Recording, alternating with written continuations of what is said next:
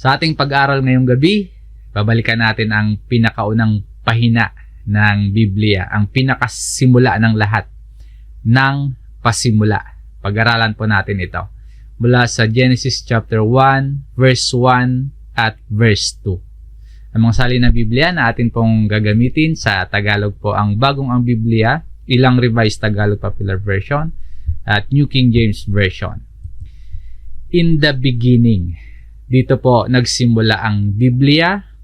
Ito ang simula ng kasaysayan, ang simula ng tao at simula ng lahat ng bagay. Maganda rin po natin itong alamin, alalahanin, sariwain ang mga aral na ito dahil kapag mali po ang pagkaunawa natin sa katuroang ito, maaring magkamali din ang pagkaunawa natin sa mga susunod pang katuroan mula sa Biblia. Bilang mga Kristiyano na ang kaalaman at paniniwala ay nakasalig sa Biblia, pinag-aaralan natin hindi lang yung New Testament, kundi maging Old Testament. Hindi lang yung pagkatawang tao ng Panginoong Hesus, ang kanyang pagkamatay, ang muling pagkabuhay, at ang pagbabalik ni Kristo, kundi pinag-aaralan din po natin maging kung ano ang pinagmulan ng lahat. Saan nga ba nagsimula ang lahat? Bakit kinailangang magkatawang tao ni Jesus? Bakit kailangan niyang mamatay, mabuhay muli, at muling paririto? Kumbaga, ang aralin po natin ito ngayon, isang paglingon sa nakaraan para mas malinaw po nating makita yung ating tinatahak na paroroonan. Katulad ng kasabihan natin mga Pilipino, yung mga hindi marunong lumingon sa pinanggalingan, hindi makakarating sa paroroonan. Basahin po natin ang pangunahing talata nating pag-aaralan, ang pinakasimula at pinaka-summary ng ginawa ng Diyos sa paglikha. Ganito ang nakasulat sa Genesis chapter 1, verse 1 at verse 2. Nang pasimula, nilikha ng Diyos ang langit at ang lupa. Ang lupa ay walang anyo at walang laman, at binalot sa kadiliman ang kalaliman, samantalang ang Espiritu ng Diyos ay kumikilos sa ibabaw ng mga tubig. Ano po ang itinuturo sa atin ng mga talatang ito? Marami tayong matutunan dito. Pero sa ating talakayan ngayon, 5 punto ang ating pag-uusapan. Sa mismong panimula pa lamang ng Biblia, malinaw na ipinapakita sa atin na ang lahat ng bagay ay hindi lang basta lumitaw na lang. Basta nandyan na lang o kusa at aksidente na lang na umusbong, kundi may simula ang lahat. Ito yung unang punto ng ating talakayan. May simula ang lahat. Ito po yung katotohanan. Merong origin, may pinagmulan, merong starting point ang lahat. Sasalaysay sa Genesis chapter 1 ang pinagmulan at simula ng lahat. Kaya ang sabi sa verse 1 ng Genesis chapter 1, nang pasimula, in the beginning. Kung itutuloy po natin ang ating basa sa mga susunod na talata at mga susunod na chapters, dito sa chapter 1, babanggitin kung paano nagkaroon ng araw, paano nagkaroon ng mga bituin, ng mga hayop, mga halaman, ng mga bundok at dagat. Sa chapter 2, sasabihin doon kung saan galing yung pag-aasawa, yung pagtatrabaho. Sa chapter 3, kung saan naman kung saan nagsimula yung kasalanan, no? Yung kahihiyan, yung pag-aaway-away, yung maging yung paghihirap sa panganak at paghihirap sa pagtatrabaho, pati na ang kamatayan. Sa chapter 4, mababasa natin yung unang pag-away ng magkapatid. Yung inggitan, yung pagsisinungaling, pati yung karahasan, yung pagpatay. Ang punto po, merong simula ang lahat. Ang mundo na ating ginagalawan, may simula. Ang langit, ang lupa, may simula. Ang oras, may simula. Ang kasaysayan, lahat yan may simula. Maging ang buhay at ang lahat sa buhay natin, pati yung mga problemang kinakaharap natin, lahat ng nangyayari sa mundo ngayon, may simula.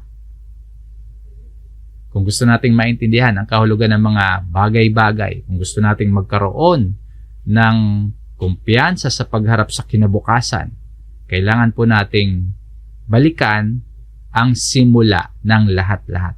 Kapag sinabi nating may simula ang lahat, ibig sabihin, hindi self-existing ang mundo, hindi self-existing ang lahat ng naririto. Hindi aksidente ang lahat.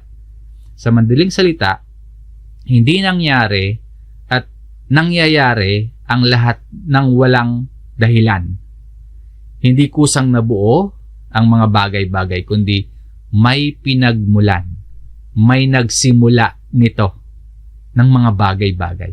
Pinapakita ng Biblia sa atin na ang simula ay bahagi at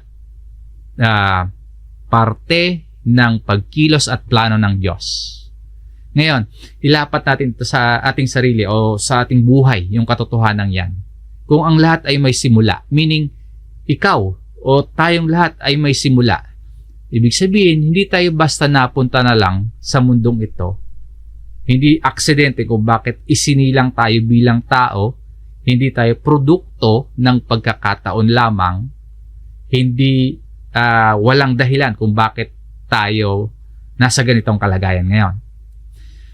Mga kapatid, kung tunay nating nauunawaan, tunay nating pinaniniwalaan ang sinasabi ng Biblia na may simula ang lahat, dapat pong manatiling biblikal ang ating pananaw sa buhay na hindi tayo nabubuhay ng walang direksyon, hindi tayo nabubuhay ng walang pakialam, at hindi tayo nabubuhay na parang walang kahulugan. Sapagkat ang simula po, paalala ito sa atin na ang buhay at lahat ng bagay sa atin ay mayroong layunin. Na hindi ka lang basta lumitaw na lang, kundi may dahilan ka, may layunin ang simula mo. At kung sinasabi nating merong simula ang lahat, kailangan din nating alalahanin na merong nag-iisang walang simula at hindi kasali sa lahat-lahat na tinutukoy natin. Merong existing na bago pa ang lahat-lahat. Merong naririto na bago ang lahat-lahat. Ito yung pangalawang punto sa ating aralin. Hindi lamang may simula ang ituturo sa atin ng ating pag-aaral ngayon, kundi may Diyos na naroon na bago pa ang simula. Ito yung kalawa, may Diyos bago pa ang simula. Sa pagpapatuloy ng verse 1, nang pasimula, nilikha ng Diyos. Malinaw na sinasabi dito, in the beginning, God. Ibig sabihin, bago pa magsimula at bago pa magkaroon ng lahat, nariyan na ang Diyos. So, yung pangunahing character sa Bible, ang bida sa kwento ng Biblia ay hindi tao. Hindi ikaw, hindi ako, o hindi sino man sa atin, kundi ang Diyos, God. Ito ang main character ng buong kwento ng Biblia at buong kwento ng sangnilikha. Ngayon, kung ang Diyos ang bida, hindi po ba dapat na kinikilala natin siya kung sino siya bilang Diyos? O paano ba siya nagpapakilala sa simula pa lang ng Biblia? Ang Diyos na tinutukoy dito, eternal, walang hanggan. Wala siyang simula, walang katapusan. Hindi siya nilikha, hindi siya produkto ng anumang bagay. Hindi siya saklaw ng oras, hindi siya saklaw ng panahon. Ang Diyos ay umiiral bago pa ang simula, no? Nang pasimula, nilikha ng Diyos. In the beginning, God, naroroon na siya. Umiiral na ang Diyos bago pa ang simula. At ang Diyos ay walang pinagmulan, walang katapusan. Sabi dito sa Psalms chapter 90, verse 2, bago nilikha ang mga bundok, o bago mo nilikha ang lupa at ang sanlibutan, ikaw ay Diyos, mula sa walang hanggan hanggang sa walang hanggan. Kilalanin pa natin ang ating Diyos sa talata namang ito. From everlasting to everlasting.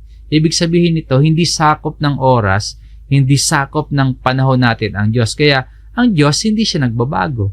Unchanging yung ating Diyos, immutable. Kasi tayong mga tao, may simula tayo, sakop tayo ng panahon. Kapag ipinanganak tayo, maliit sa simula, bata, sanggol, paglipas ng panahon, lumalaki, tumatanda. Pero ang Diyos unchanging.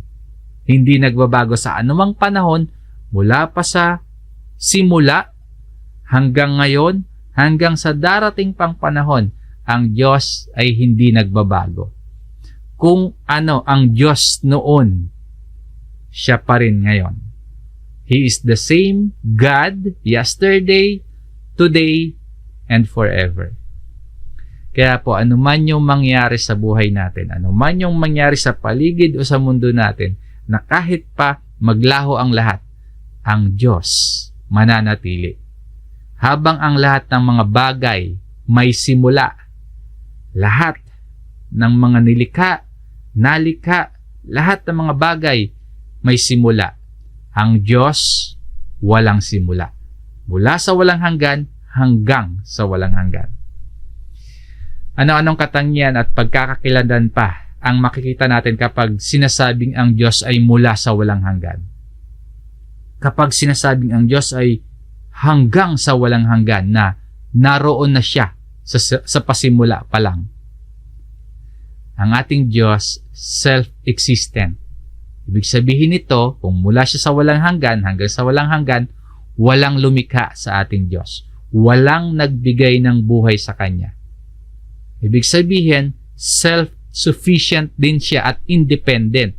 Hindi siya nakadepende kanino man, hindi nangangailangan ang Diyos ng tulong natin, hindi kailangan ang serbisyo natin. Wala siyang kailangang anuman o sino man. Again, ang ating Diyos ay self-sufficient. Hindi kailangan ng Diyos ang anumang tulong mula sa atin para maging Diyos siya. Ngunit sa Kanyang biyaya, pinili niya tayong gamitin, pinili niya tayong makibahagi sa Kanyang layunin. At dahil nga po ang Diyos ay self-sufficient, ang Diyos rin po ay omnipotent o kaya all-powerful, almighty. Kaya po kapag binasa natin o naririnig natin itong nang pasimula nilikha ng Diyos, no? In the beginning, God, meaning po sa pasimula naroon na ang Diyos. Ngayon, kapag naririnig natin o nababasa natin ito, isipin po natin, paniwalaan po natin at kamanghaan natin at pagtiwalaan natin na ang ating Diyos walang hanggan, sapat sa sarili, makapangyarihan sa lahat. Kasi naroon na siya sa pasimula pa lang. Walang lumikha sa Kanya. Kapag naunawaan nating may Diyos bago pa ang simula, mas magtitiwala tayo sa ating Diyos. Mas magiging panatag tayo at mas uunahin natin siya sa lahat, sa ano paman. Ito ang Diyos na nagpapakilala sa atin. Ito ang Diyos na nahayag sa atin sa pamamagitan ng unang talata sa Biblia. Naroon na siya bago pa ang simula. Ngayon, kung may Diyos na naroon na bago pa ang simula, ano ang ginawa ng Diyos? Sa ikatlong punto ng ating aralin, may Diyos na lumikha ng lahat sa simula. Sa pagpapatuloy ng ating pangunahing talata, nang pasimula nilikha ng Diyos ang langit at ang lupa. God created the heavens and the earth. Ang salita ditong nilikha ng Diyos o God created, napakahalaga. Dahil ito po ay tumutukoy sa gawaing tanging Diyos lamang ang makakagawa. Anong gawain? Anong kakayahan ng Diyos? Yung paglikha mula sa wala. Walang materyales siyang kinailangan. Walang pinagkunan kundi sa pamamagitan ng kapangyarihan ng ating Diyos, nalikha ang lahat. Isang makapangyarihang gawa ng Diyos kung saan nagkaroon ng lahat. Nagkaroon ng mga bagay-bagay ayon sa kanyang kalooban, ayon sa kanyang kapangyarihan. Walang kinailangang anuman, walang materyales. Paglikha mula sa wala. Yan ang kakayahan ng Diyos. Bakit ang lahat? Bakit nagkaroon ng lahat? Kapag sinabi po naman kasi ditong langit at lupa, ito po ay paraan ng pagsasalita na tinatawag na merism o kaya pagsasabi ng dalawang bagay na nasa magkabilang dulo. yung dalawang bagay na nasa magkabilang dulo para tukuyin yung totality, yung kabuuan. Nilikha ng Diyos ang langit at lupa. Ibig sabihin, nilikha ng Diyos everything in between, no? Langit at lupa, lahat ng bagay, mga nakikita, mga hindi nakikita, mga pisikal, mga espiritual, mga maliliit, mga malalaki, lahat-lahat nilikha ng Diyos mula sa Diyos. Yan yung ibig sabihin ng nilikha ng Diyos ang langit at ang lupa. Everything in between, nilikha at mula sa Diyos. Ang gawa ng Diyos sa paglikha, patunay ng kanyang dakilang kapangyarihan. Siya lamang, ang ating Diyos lamang, ang may kakayahan, may kapangyarihang makagawa mula sa wala. Kaya nararapat lang na kilalanin at parangalan natin ang Diyos dahil sa kapangyarihan, dahil sa katangian niyang yon. Sabi nga po dito sa Revelations chapter 4 verse 11, karapat dapat ka, O Panginoon at Diyos namin, na tumanggap ng kaluwalhatian at karangalan at kapangyarihan. Bakit karapat dapat ang Panginoong Diyos na tumanggap ng glory, ng honor at ng power? Sapagkat nilikha mo ang lahat ng mga bagay at dahil sa iyong kalooban ay nabuhay sila at nalikha. Ang ugat po ng kasalanan ay ang hindi pagkilala sa Diyos bilang lumikha o creator. Nahuhulog sa pagkakasala, nahuhulog sa pagre-rebelde sa Diyos ang tao kapag ginulo natin yung sinasabi sa talatang ito, na pinahahalagahan pa natin yung mga bagay na nilikha kesa sa lumikha. Sa paghahayag po sa atin ng katotohanan ito, magandang ipaalala sa atin na huwag nating ilalagay ang anumang bagay na nilikha ng Diyos na magiging kapantay ng Diyos o higit pa sa Diyos. Again, huwag nating ipepwesto, huwag nating ilalagay ang anumang nilikha, anumang bagay na mula sa Diyos na magiging kapantay o higit pa sa Diyos. Kasi idolatry na yon. At huwag din natin ilalagay yung ating sarili na para bang kapantay ng Diyos. Kung tunay nating naunawaan na nilikha ng Diyos ang lahat ng bagay, kasama tayo doon. Kung naunawaan natin na nilikha ng Diyos ang lahat ng bagay, dapat nababago yung pananaw natin sa buhay na hindi tayo nagiging mapagmataas. Na para bang alam na natin ang lahat, kaya na natin ang lahat-lahat. Kung naunawaan natin ang kalagayan ng Diyos, ang kapangyarihan at katangian ng Diyos, na nilikha niya ang lahat, papagpakumbabain tayo ng katotohanan yan. Ang Diyos ang lumikha ng lahat. At sa atin pong kapakumbabaan, kilalanin din natin na ang tulong na kailangan natin ay sa Diyos lang din nagmumula.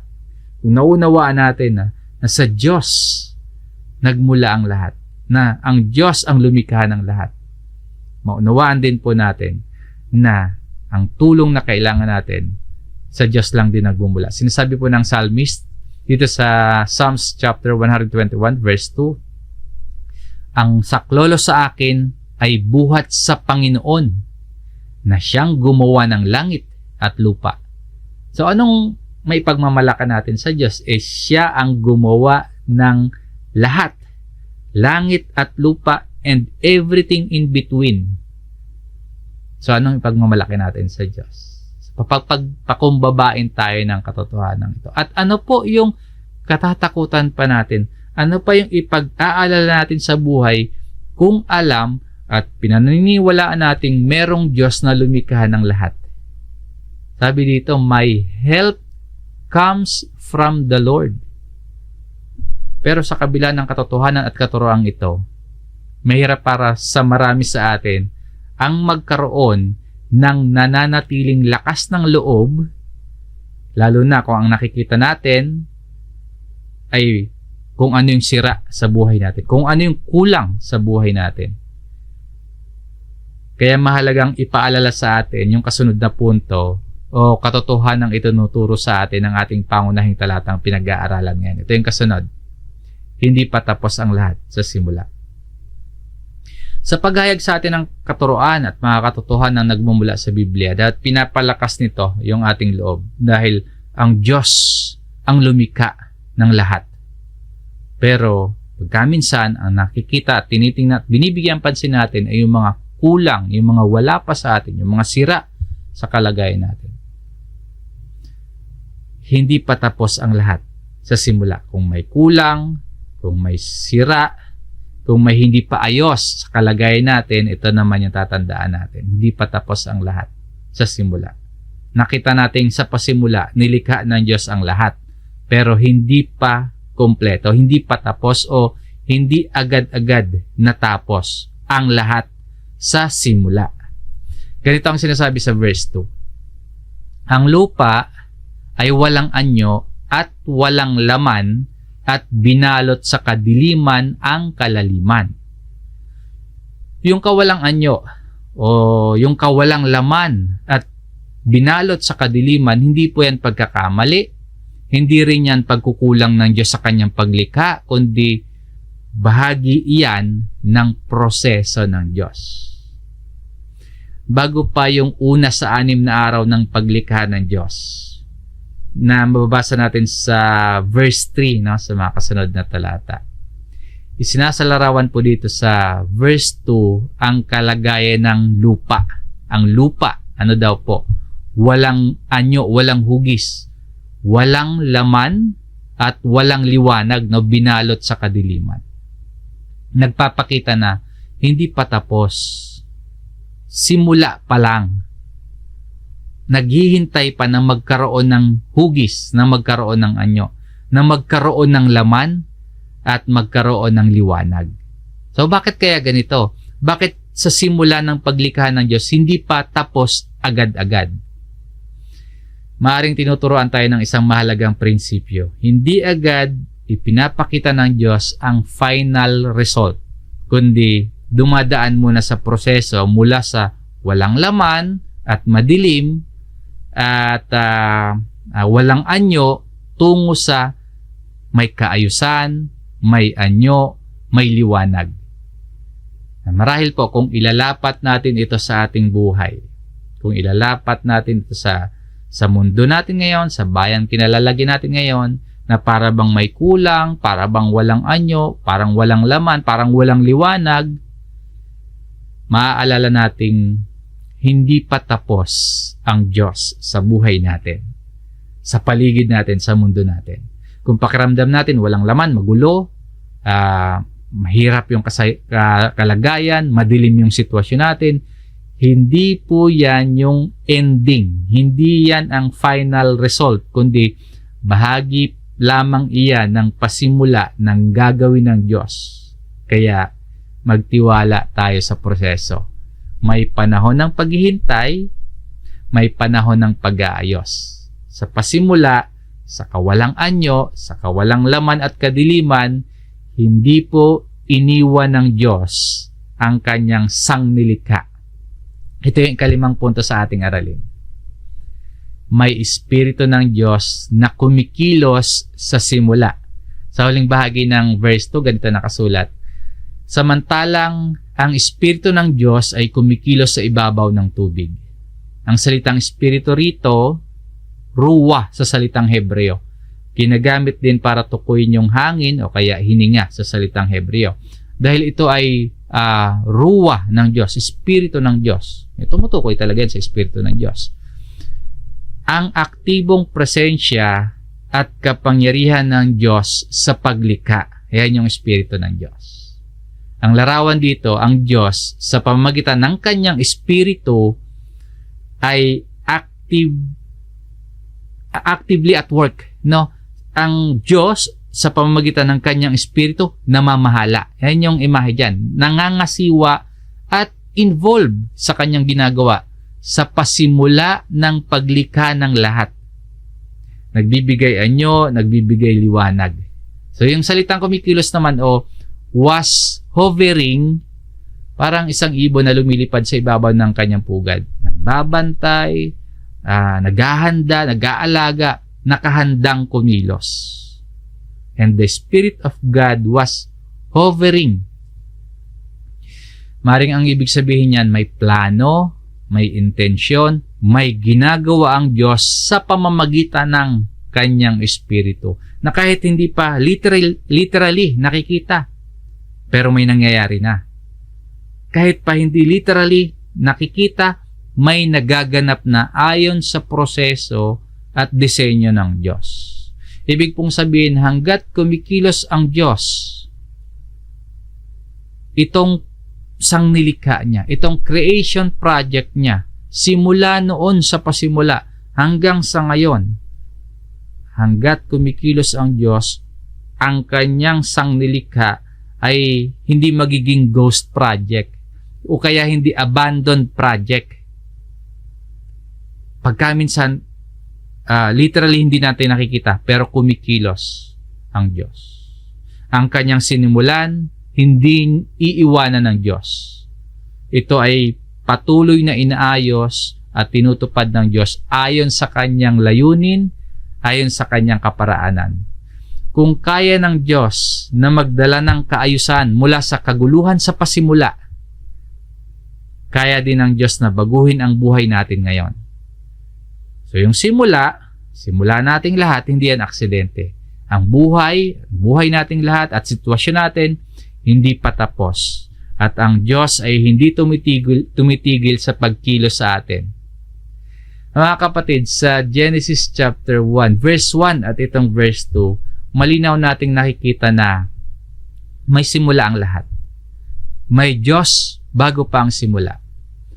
May Diyos na lumikha ng lahat sa simula. Hindi pa tapos ang lahat sa simula at may Espiritu ng Diyos na kumikilos sa simula. Ang tanong ngayon, ano ang gagawin natin sa katotohanan at katuroang ito? Kung ang Diyos ay lumikha, kilalanin natin ang Diyos. Kung ang buhay natin ay hindi pa tapos, magtiwala tayo sa Diyos. At kung ang Espiritu ng Diyos ay kumikilos, sumunod po tayo sa pagkilos ng Diyos sa pamamagitan ng kanyang Espiritu. Yan ang pag-asa natin. May simula ang lahat. May Diyos bago pa ang simula. May Diyos na lumikha ng lahat. Lumikha sa lahat.